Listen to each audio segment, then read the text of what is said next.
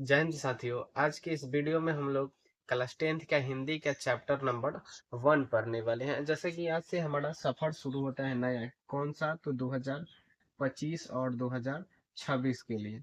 पहले आपके 2025 वाले तो आपके एग्जाम हो गया। अब जो हमारे भाई बहन बचे हैं 26 में एग्जाम देने वाले, उनके लिए अब तैयारी चलेगी। ठीक है, तो नहीं जानते हैं कि हम इस चैनल पे कौन कौन सब्जेक्ट पढ़ाते हैं, तो आपको सभी सब्जेक्ट पढ़ने को मिलेगा। ठीक है, इस चैनल पे अगर नए होंगे ना, आप तो इस चैनल को एक बार सब्सक्राइब जरूर कर लीजिएगा, क्योंकि आपके एक सब्सक्राइब से हमें मोटिवेशन मिलेगा कि हम भी अच्छा कर रहे हैं, तभी सामने वाले को अच्छा लग रहा है।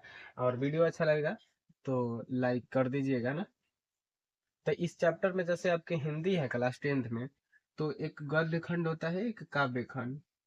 गद्य खंड में भी 12 चैप्टर है और उसके बाद काव्य खंड में 12 चैप्टर है, तो दोनों मिला के आपके 24 चैप्टर हो रहे हैं। और उसके बाद एक आता है वर्णिका।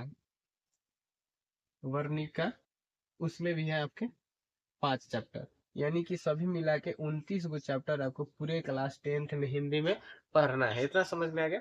तो हम लोग यहाँ से काव्य खंड स्टार्ट करने वाले हैं। काव्य खंड का पहला चैप्टर है ना, राम नाम बीनु बिरथे जगी जन्मा। वो आगे लंबा सा चैप्टर का नाम है, ठीक है, इसलिए हम थोड़ा कम लिखे। तो क्या होता है कि काव्य खंड छोटे छोटे पदों में लिखा रहता है और गद्य खंड होता है बड़ा बड़ा होता है। तो सबसे पहले हम लोग काव्य खंड क्या स्टार्ट करने वाले हैं, तो आप लोग काव्य खंड के देखिएगा और बेहतर समझ में आएगा। मुझे उम्मीद है कि आप ध्यान से देखिएगा तो ये चैप्टर आपको जरूर समझ में आएगा। ठीक है, तो सबसे पहले चैप्टर का नाम ही क्या है, राम नाम बीनू बिरथे जगी जन्मा।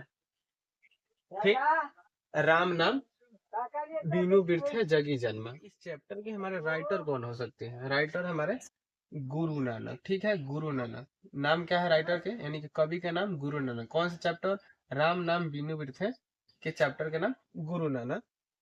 उसके लिखने वाले का नाम क्या है? गुरु नानक। इनका जन्म देखें तो 1469 ईस्वी में हो गया। ठीक है, इनका 1469 ईस्वी में क्या हुआ था? जन्म हुआ था। ठीक है, उतना ध्यान रखना। उसके बाद इनका जन्म स्थान यानी कि कहाँ पे जन्म लिए थे, तो लाहौर, जो अभी आपके पाकिस्तान में पड़ता है। लाहौर के तालवंडी गांव का नाम है। समझ में आ रहा है कि जन्म स्थान लाहौर के तालवंडी में इनका जन्म हुआ था। और ये जहाँ पे जन्म लिए थे उस समय इसका नाम क्या था? लाहौर तालवंडी। लेकिन बाद में इन्हीं के नाम पर प्रसिद्ध हो गया ननकाना साहब। उस जगह का नाम फिर बाद में प्रसिद्ध क्या हो गया? नानकाना साहब। समझ में आ रहा है? ननकाना साहब प्रसिद्ध हो गया बाद में। समझ में आ रहा है इतना? उसके बाद फिर इनके पिता का नाम, पिता का नाम है कालू चंद खत्री। कालू चंद खत्री, समझ में आ रहा है? पिता का नाम। अब कालू उसके बाद चंद, जैसे इसे माता का नाम इनके आता है कि तृप्ता। माता का नाम तृप्ता, समझ में आ रहा है? माता का नाम तृप्ता, पत्नी का नाम सुलक्षणी। आपको ऐसा सुन के लगता है सुलक्षणी, आपके मन में और कुछ आता होगा, सुलक्षणी की जगह पे क भी आता होगा, तो वैसे भी याद रख सकते हैं इनके पत्नी का नाम सुलक्षणी है। और इसके इन्हों को सिख धर्म का परिवर्तन कहा जाता है। ठीक है, किनको? तो गुरु नानक को सिख धर्म का परिवर्तन कहा जाता है। परिवर्तन इन्होंने किया था, सिख धर्म का परिवर्तन। समझ में आ रहा है? अगला है कि इनकी रचना का संग्रह सिखों के 5वें गुरु अर्जुन देव ने 1604 ईस्वी में कहा किया था, जिस जो गुरु ग्रंथ साहिबा साहिब के नाम से प्रसिद्ध है। इतना समझ में आ रहा है ना आपको? क्या हो रहा है कि इनकी रचना का संग्रह सिख धर्म के 5वें गुरु अर्जुन देव ने 1604 ईस्वी में किया था, जो गुरु ग्रंथ साहिब के नाम से प्रसिद्ध है। समझ में आ गया यहाँ तक?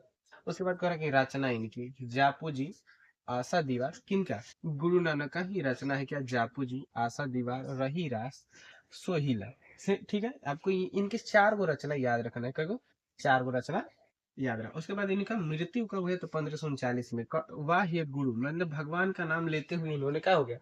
अपने प्राण को त्याग दिए थे। कौन? गुरु नानक ने। ठीक है, इतना तो आपको क्लियर समझ में आ ही रहा होगा। उसके बाद कह रहे कि इनमें 2 गो पद दिया गया है। 2 गो पद दिया गया, 1 और 2। तो पहला पद में कह रहा है कि बाहरी वेशभूषा, पूजा पाठ, कर्म कांड। जैसे हम लोग नहीं दिखावा करता है पूजा पाठ में, न- नाम के लिए अच्छा रह, भले उस अच्छा किसी के बारे में सोचता नहीं हो लेकिन झूठों के पूजा करता हो, तो उसे सारी चीजों को पहले पद में बताया गया है कि बाहरी वेशभूषा, पूजा पाठ, कर्म कांड, यानी कि हवन धूप बोल के चिल्लाओ, ये सारी चीजें पूजा में है। द्वितीय पद में है कि सुख दुख, मतलब सभी इंसानों का सुख दुख का होना समान होता है। वही दूसरे पद में आपको बताया गया। इतना तो आपको समझ में आ रहा। उसके बाद यही कह रहे हैं कि गुरु नानक जो थे निर्गुण भक्ति धारा के कवि थे, निर्गुण और एक सगुण, दो चीजें होता है। तो जैसे निर्गुण कहने का मतलब वैसा भक्ति जिसमें लोग शांति से एकदम पूजा करे किसी का, चुपचाप मन ध्यान लगा के, और सगुन मतलब बोल के, किसी बोल बोल के पूजा किया जाए तो उसे सगुन कहेंगे, ठीक है। सगुन भक्ति धारा यानी कि जैसे लोग आप भी देखते होंगे कि लोग बोल बोल के पूजा करता है तो उसे सगुन कहेंगे। और निर्गुण यानी कि ध्यान लगा के पूजा करे तो निर्गुण हो जाएगा। और इस फिर से याद लिखेंगे कि राम नाम बीनु थे जगी जन्म के, कवि के नाम गुरु नानक। समझ रहा है? इनका जन्म स्थान लाहौर के तालबंडी में प्रसिद्ध है। किससे? तो ननकाना साहब से। इनका पिता का नाम कालूचंद खत्री, माता का नाम तिरुपता, पत्नी का नाम सुलक्षणी। उसके बाद आता है कि सिख धर्म के इन्हें परिवर्तन कहा जाता है। और इनकी रचना का संग्रह सिख के पांचवें गुरु अर्जुन देव ने 1640 ईस्वी में किया था, जो गुरु ग्रंथ साहिब के नाम से प्रसिद्ध है। समझ में आ रहा है यहाँ तक? उसके बाद इनकी रचना है जापू जी, आशा दीवार, रोही रास, रही रास, सोहिला। मृत्यु है हुआ इनका 1539 ईस्वी। प्रथम पद में बाहरी वेशभूषा जो पूजा पाठ होता है ना, उन्हीं का के बारे में चर्चा किया गया है। और दूसरे पद में है सुख दुख सभी व्यक्तियों का क्या होता है, समान होता है, यही बताया गया है। तो उम्मीद है कि आपको यहाँ तक तो सारी लेखक परिचय, जैसे लेखक परिचय के बारे में आपको एकदम पूरे डीपली समझ में आएगा। बस इससे ज्यादा आपके एग्जाम में नहीं पूछा जाएगा, जितना हमने लिख दिया है बोर्ड पे बस उतना ही समझ में आएगा। अगर समझ में आ रहा होगा ना तो एक लाइक जरूर करिएगा। और ये चैनल नया है तो प्लीज शेयर और अपने दोस्तों को भी बताइएगा कि यहाँ पे पढ़ाते हैं हम लोग। तो एक बार जरूर देखिएगा कि हम कैसे पढ़ाते हैं, उसके बाद आपको खुद पता चल जाएगा, ठीक है।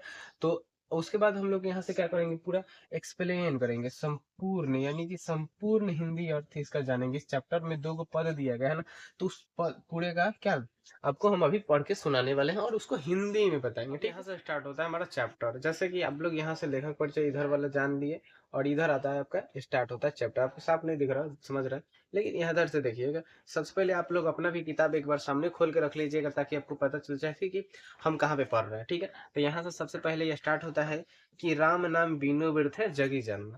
यानी कि कह रहा है कि इस जग में जन्म लिए हैं तो राम का नाम लेना होगा, नहीं तो आपका जन्म जन्म लेना क्या है, व्यर्थ है। वही करेंगे, राम नाम बीनु बिरथे जगी जन्म, यानी कि जग में जन्म लेना व्यर्थ है। कब? जब आप राम का नाम नहीं ले रहे हैं। इतना समझ में आ रहा आपको?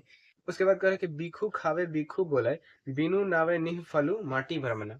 कह रहे कि जब आप राम का नाम नहीं ले रहा तो आपकी वाणी जो है विष के समान हो जाती है। यानी कि आप कुछ भी खाते हैं तो विष खाते हैं, यानी विष कहने का मतलब जहर ही खाते हैं। आप फिर कह रहे हैं कि बीखू बोले, यानी कि कुछ भी आप बोलते हैं ना तो आप क्या होता है, जहर बोलते हैं, यानी कि जहर के समान बोलते हैं। समझ में आ रहा है कि आप कुछ भी खाते हैं तो जहर खाते हैं, जहर बोलते हैं, अगर राम का नाम नहीं ले रहा है तो। समझ में? उसके बाद कह रहे कि नावै निह फलु माटी भ्रमना। कह रहे कि आपका आप जो भी करेंगे ना, आप उसका फल क्या हो जाएगा, माटी। यानी कि आपका मति मति जो है ना, दिमाग भ्रम में चले, मति भ्रमित हो जाएगा आपका। समझ में आ रहा है? मति यानी कि मति मतलब मति भ्रमण हो जाए, आपका मति क्या है, भ्रमित हो जाएगा। उसके बाद करें पुस्तक पुस्तक पाठ व्याकरण बखाना संदिग्धा करण निकाल करें। करे कि आप कितना हूँ भी व्याकरण पाठ गीता रामायण सारी चीजों को क्या करें, पाठ करे, व्याख्यान पूरा एकदम आपको क्या रोज करे, उसको पूरा याद कर लिए हैं, रोज उसका बखान कर रहे हैं। तो लेकिन राम का नाम नहीं ले रहे हैं तो उससे कोई फायदा नहीं होने वाला है। कह रहे कि बीनु गुरु शब्द मुक्ति कहाँ प्राणी कह रहे कि बिना गुरु के यानी कि बिना भगवान के नाम लिए कहाँ आदमी को या इंसान को प्राणी को कहाँ मुक्ति मिलता है। कह रहा कि राम नाम बीनु उलझी मरे। कह रहा कि राम के नाम नहीं लोगे तो उलझ के मर जाओगे। समझ में आ रहा ना, उलझ के मर जाओगे। इतना तो आपको समझ में आ ही रहा होगा ना। उसके बाद कह रहा है कि दंड कमंडल सीखा सूत धोती तीर्थ गौनु अति भ्रमण करो। कह रहे कि आप डंडा कमंडल सीख जनेऊ धोती सारी चीजें पहन लेंगे, आप पूरा हर एक जगह पे भ्रमण करेंगे, घूमेंगे, तो इससे कुछ नहीं होने वाला है। करे कि राम नाम बिनु शांति ना आवे, आवे जपी हरि हरि नाम सुपड़ी पड़ी। करे कि राम नाम के बिना शांति नहीं मिलने वाला है, और जो राम का नाम जपता है उसका क्या हो जाता है, सारा काम बन जाता है। यानी कि पड़ी सुपड़ी पड़ी, यानी कि उसका काम एकदम अच्छा से होता है। ठीक है, समझ में आ रहा है? तो कह रहे कि जटा मुकुट तन भस्म लगाई वसन छोड़ी तन नग्न भया। कह रहे कि जटा मतलब जो बाल बाल बढ़ा उड़ा के नहीं होता है, उसे जटा कहा जाता है। और मुकुट बना पहन लेना। फिर कह रहे कि भस्म यानी कि राख जो होता है शरीर में लगा लेना। वसन छोड़ यानी कि कपड़ा त्याग करके नग्न भय, यानी कि कपड़ा त्याग करके पूरा कपड़ा हटा के पूरा नंगा हो जाना। जेते जी जंत जल थल मरी महियल जत्र तत्र सुसरब जिया, कह रहे कि सब इस धरती पे जो भी जीव जंतु जी रहे हैं सब किसका कृपा है, उन्हीं का कृपा है, ये लिखा गया। ठीक है। अब कह रहे कि गुरु प्रसादी रखा रखिले जन को हरिरस नामक झोली। अब कह रहे कि गुरु का प्रसाद झोली में रख लो। कौन कह रहा है? हमारे नानक कह रहे हैं कि गुरु का प्रसाद झोली में अपने रख लो। आपको उम्मीद है कि पहला पद आपको अच्छा से समझ में आया होगा। ठीक है। उसके बाद हम लोग दूसरा पद पढ़ना स्टार्ट करते हैं। पहला पद आपको समाप्त हो गया, जरूर आपको समझ में आया होगा। दूसरा पद कह रहे कि जो नर दुख में दुख नहीं माने, कह रहे कि वैसा इंसान जो उसको दुख है फिर भी उसको दुख नहीं मानता है। हमें दुख है फिर भी उसको दुख ना माने कि हमें क्या है, दुख है, वही क्या है, इंसान सबसे बड़ा है। कह रहे कि सुख सने अड़ू है नहीं जाकर कंचन माटी जने। कह रहे कि उसको सुख से ना मतलब है, नहीं दुख से मतलब है, और सोना देखे, सोने जैसी वस्तु देखे तो उसे माटी समझे। कह रहे कि नहीं निंदा नहीं स्तुति जाके लोभ मोह अभिमान। कह रहे कि नहीं उसको बुराई से मतलब है, नहीं बड़ाई से, नहीं उसका कोई बुराई करेगा, नहीं उसका बड़ाई करेगा, उससे कोई मतलब नहीं है उसको, नहीं लोभ है उसको, नहीं किसी बात का उसको घमंड यानी कि अभिमान है। कह रहा है कि हरस हरस शोक ते रहे नियारो नहीं मान अपमान। कह रहे कि नहीं उसको किसी बात की चिंता है, ना ही उसको किसी बात का अपमान का डर है। किसको? वैसा इंसान जो कि अपने सुख से घबराए नहीं, दुख से घबराए नहीं, उसका अपमान किया जाए फिर भी ना घबराए, सम्मान किया जाए उससे कोई मतलब नहीं है। कह रहा कि आशा मनसा सकल त्यागी कै जगते रहे निराशा। कह रहा कि सब मन में के जो आशा है कि हमको कुछ चाहिए, निराशा है, या फिर जगते नहीं रहे निराशा, मतलब उस सब कुछ त्याग करके एकदम अच्छा से रहना, वही का सबसे बड़ा इंसान है। इस चैप्टर में वही लिखा गया। बताया था ना कि पहले में बाहरी वेशभूषा पूजा पाठ के बारे में और दूसरा में सभी एक जैसा है, सभी को कैसा रहना चाहिए, ये सारी चीजें बताया गया दूसरे में। उसके बाद कह रहे कि आशा मनसा सकल त्यागी कै जग तय रहे निराशा। कह रहे कि आशा मनसा सब कुछ त्याग करके इस जग में रहना है। वे कह रहे कि काम क्रोध जेहि परसै नहिन तेहि घट ब्रह्मन निवास। कह रहे कि जो काम क्रोध, काम कहने का मतलब किसी चीज का कामना रखना कि मुझे ये चाहिए, और अंदर से क्रोध भी त्याग देना है। अगर ये सारी चीजों को जो आदमी त्याग देता है उसी के अंदर ब्रह्म यानी कि भगवान निवास करते हैं, परमात्मा निवास करते हैं। कह रहे कि गुरु कृपा जेहि पर पै पै किन्हीं तीन यह जुगति पिछानी। कह रहा है कि गुरु का कृपा यानी कि भगवान का कृपा जिस पर हो जाएगा वो तीनों लोगों को क्या कर सकता है, पछाड़ सकता है, पूरे जगत को पछाड़ सकता है। समझ में आ रहा है यहाँ तक? कह रहे कि नानक लीन भयो गोविंद सो जय पानी में पानी। कह रहे कि नानक जो है हमारे, वो गोविंद यानी कि भगवान में इस तरह लीन हो गया जैसे पानी में पानी लीन हो जाए, यानी मिल जाता है तो पता नहीं चलता है कि पानी में पानी मिला, उसी तरह गुरु नानक भगवान में इस तरह मिल गए कि एकदम पानी में पानी। समझ में आ गया होगा यहाँ तक? मुझे उम्मीद है कि आपको तो ये दोनों पद क्या हो गया, अच्छे से समझ में। अगर इसको समझ में थोड़ी भी प्रॉब्लम है ना आपको, तो एक बार वीडियो को स्पीड करके जरूर देख लीजिएगा। उम्मीद है कि मुझे ये वीडियो आपको जो है हमने बताया ना आपको अच्छा लगा। तो अच्छा लगा तो एक चैनल को सब्सक्राइब, वीडियो को लाइक करें और अपने दोस्तों को भी शेयर जरूर कर दीजिएगा। तो मिलते हैं अगले वीडियो में, तब तक के लिए धन्यवाद।